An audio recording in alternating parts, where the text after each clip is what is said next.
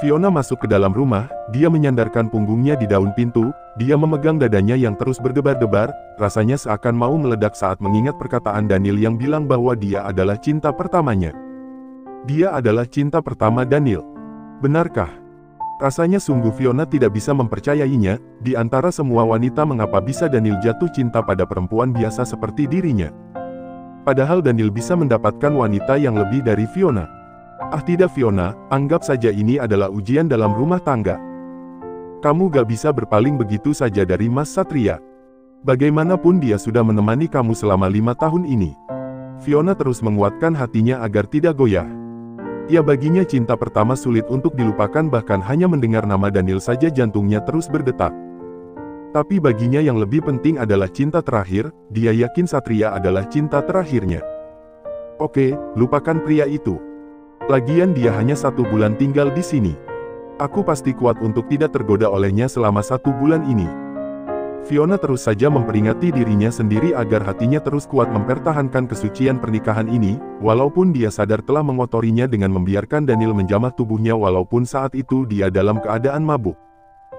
Fiona memutuskan untuk memasak saja daripada terus memikirkan kegalauan hatinya. Satria sangat menyukai masakannya, dia harus segera memasak sebelum Satria pulang. Fiona membawa banyak sayuran dan ayam di dalam kulkas, dia segera memasak semua itu. Fiona masih teringat jelas saat dia bersama Satria memasak bersama dengannya, padahal waktu itu hanya memasak capcay saja tapi rasanya begitu bahagia dengan kondisi mereka yang masih sederhana, tinggal di sebuah kontrakan. Terdengar suara bel berbunyi. Fiona bergegas keluar dari dapur, dia membuka pintu, mungkinkah saja Satria yang datang, rupanya bukan Satria, tapi ibu mertuanya. Mama. Fiona mencium tangan sang ibu mertua. Satria mana Vio? Tanya Bu Lasmi sambil duduk di ruang tamu. Belum pulang, Mah. Fiona segera pergi ke dapur untuk mengambil air minum untuk mertuanya. Lalu meletakkan segelas teh manis itu di atas meja. Fiona duduk di dekat mertuanya. Padahal Mama butuh sekali modal buat buka warung, Fiona. Yang kemarin habis dipakai bayar biaya sekolah Arman. Belum lagi Niken kuliah Singapura, Mama pusing memikirkannya. Memangnya Mama butuh modal berapa, Mah? 5 juta, Fiona. Fiona terdiam sejenak, dia rasa dia punya uang segitu. Oh iya, sebentar, Mah. Fiona berjalan cepat ke kamar, dia membawa uang simpanannya, dia sudah menyayangi Bu Lasmi seperti ibunya sendiri, apalagi dia adalah ibu dari suaminya. Jadi dia tidak merasa keberatan untuk memberikan uang itu pada ibu mertuanya.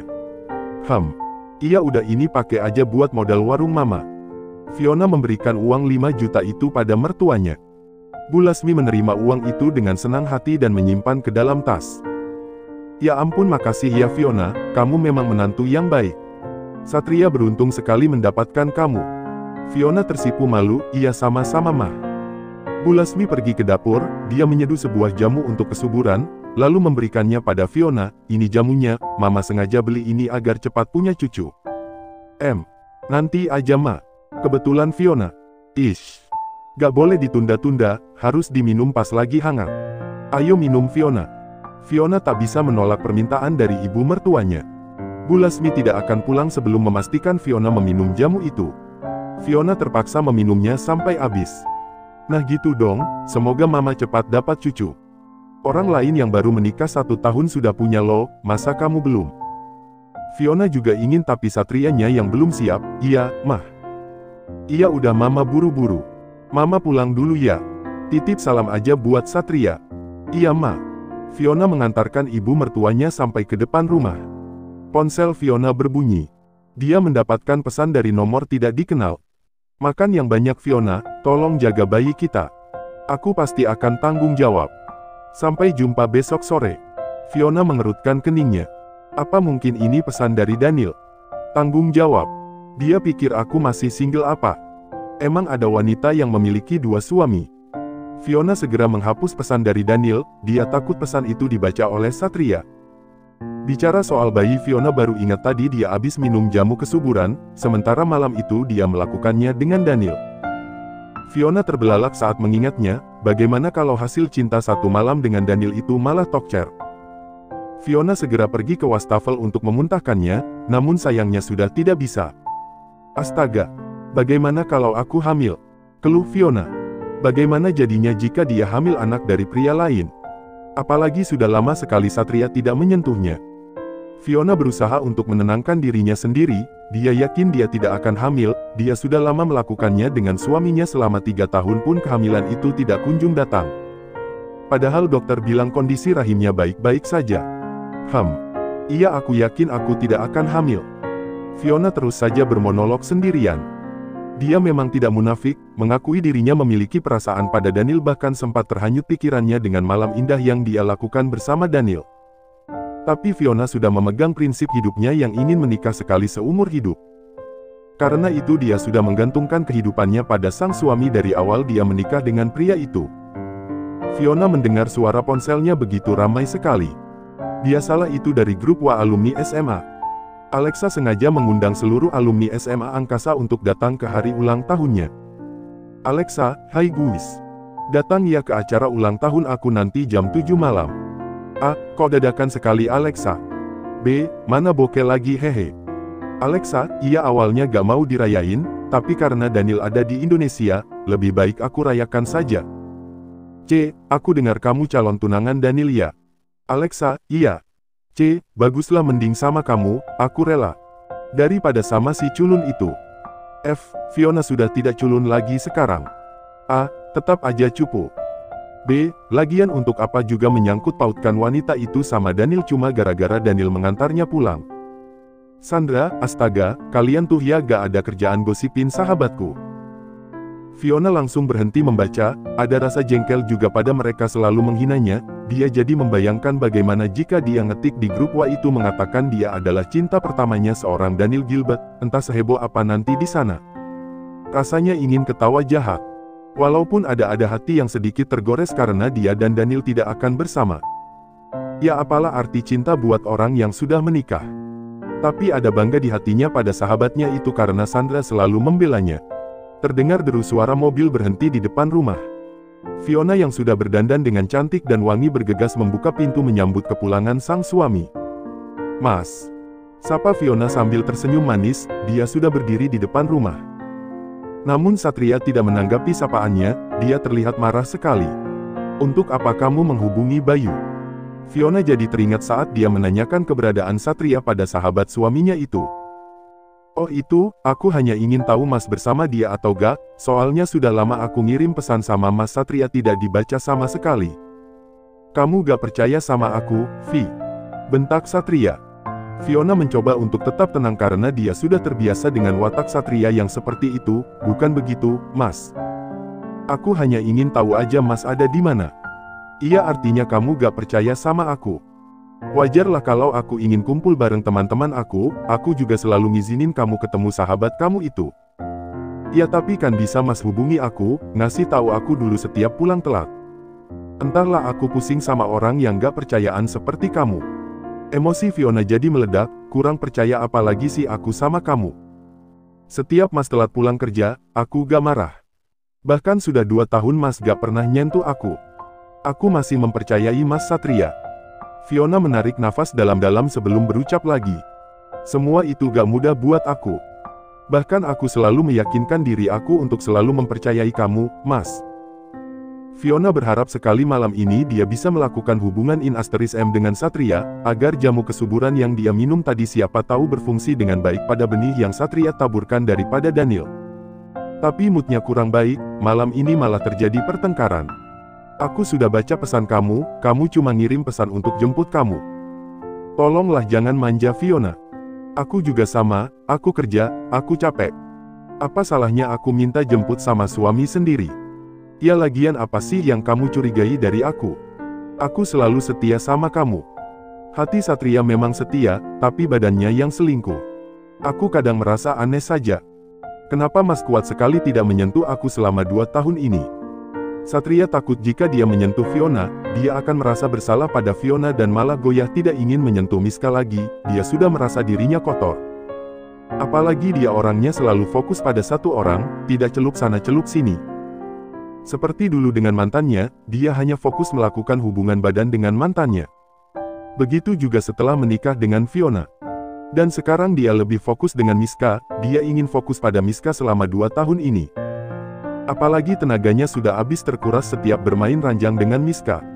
Satria terdiam sejenak, dia mengontrol semua emosi di dalam dirinya. Selama 1 bulan ini pekerjaan aku di kantor banyak banget, Vi. Setelah itu baru aku akan konsultasi ke dokter, aku juga ingin bisa menyentuh kamu. Kembali seperti dulu. Satria harus memantapkan hatinya, mungkin saja dia akan menolak untuk menikah dengan Miska karena dia tidak bisa kehilangan Fiona dan tidak akan pernah membiarkan Fiona pergi dari hidupnya. Walaupun dia belum memberikan keputusan kepada wanita itu. Fiona rasa lebih baik dia mengakhiri pertengkarannya dengan Satria, lebih baik dia yang mengalah, apalagi dia tinggal menunggu waktu 1 bulan di mana Satria akan berubah kembali menjadi suami yang baik untuknya. Hanya 1 bulan. Dia pasti kuat. Bahkan selama hampir 2 tahun saja dia kuat menghadapi Satria, apalagi 1 bulan. Walaupun bedanya selama 1 bulan ini dia harus bisa sebisa mungkin menjaga dirinya agar tidak tergoda oleh Daniel. Ah, pria itu. Mengapa dia harus datang di waktu yang tidak tepat? Mengapa dia datang saat Fiona masih single aja dulu? Fiona menggelengkan kepalanya, dia tidak boleh goyah oleh Daniel. Pernikahan bukan main-main. Dia harus bisa menjaga keutuhan rumah tangga ini. Ya sudah, lebih baik kita tidak bertengkar lagi. Hari ini aku memasak makanan yang banyak kesukaan Mas Satria. Satria menggelengkan kepala, aku sudah tidak berselera untuk makan. Malam ini aku tidur di kamar sebelah. Loh, kenapa Mas? Aku masih kecewa sama kamu. Satria masuk ke dalam kamar sebelah, dia membanting pintu dengan keras. Sampai Fiona mengusap dadanya. Hanya karena menghubungi Bayu saja dia marah seperti itu, apalagi jika dia tahu Fiona sudah melakukan malam panas bersama Daniel, entahlah, tak terbayangkan bagaimana marahnya Satria jika tahu itu. Semoga tidak. Fiona berharap Satria tidak akan tahu itu. Fiona masuk ke dalam kamar, dia juga jadi tidak berselera makan padahal dia tadinya menunggu Satria untuk makan bersama dengannya. Fiona membaringkan tubuhnya di atas kasur. Dia merasa sangat kesepian sekali. Apa yakin dia bisa bertahan dengan sikap Satria yang seperti ini? Hanya menunggu 1 bulan lagi Fiona, kamu pasti kuat. Fiona merasakan kepalanya pusing sekali, dia mencari obat di kotak P3K, rupanya obat khusus untuk sakit kepala telah habis. Fiona keluar dari kamarnya, dia mengetuk pintu kamar Satria. Mas, sudah tidur belum? Kepala aku pusing banget. Bisa gak antar aku ke apotek? Apotek dekat kok Fiona. Tinggal jalan kaki aja. Satria sudah merasa ngantuk sekali karena sore itu dia dibuat kelelahan oleh Miska. Fiona terpaksa pergi sendiri, dia melihat di sekitar perumahan yang dia tempati, dia melihat ada sepasang suami istri yang kelihatan bahagia sekali sedang duduk berdua saling bercanda, padahal usia mereka mungkin sudah seusia ibu mertuanya. Apakah dia bisa seperti itu bersama Satria? Pasti yang mereka lewati juga tidak akan selalu manis untuk bisa terus hidup menua bersama. Asalkan kuat menghadapi segala rintangan di dalam rumah tangga. Seperti yang sekarang dia alami bersama Satria. Ponsel Fiona bergetar, dia mendapatkan telepon dari Sandra. Ada apa San? Aku lagi di pesta ulang tahun Alexa nih. Mau kesini gak? Padahal malas banget tapi Andrian janjian sama teman-temannya buat ketemuan di sini. Daniel juga ada. Daniel. Pastilah dia kesana kan, dia calon tunangan Alexa. Gak ah, kepala aku lagi pusing San. Sekarang aku lagi di jalan mau ke apotek. Kenapa ke apotek? Harusnya ke dokter V. Ya gak apa-apa. Lagi bokeh banget aku hehe. Ish. Biar aku kasih pinjam. Gak usah, San. Pasti migran lagi ya? Mungkin. Kamu sendirian Vi? Iya, memangnya kenapa? Ah tidak, hanya kecewa saja sama suami kamu. Tega banget gak ngantar kamu. Mas Satria baru pulang, pasti sangat capek banget. Udah dulu ya San, aku mau nyebrang jalan dulu. Oke. Setelah menyeberang jalan, Fiona beristirahat sebentar, dia duduk di kursi besi yang berada di sebuah taman. Kepalanya terasa pusing sekali. Fiona memijat-mijat kepalanya sendiri.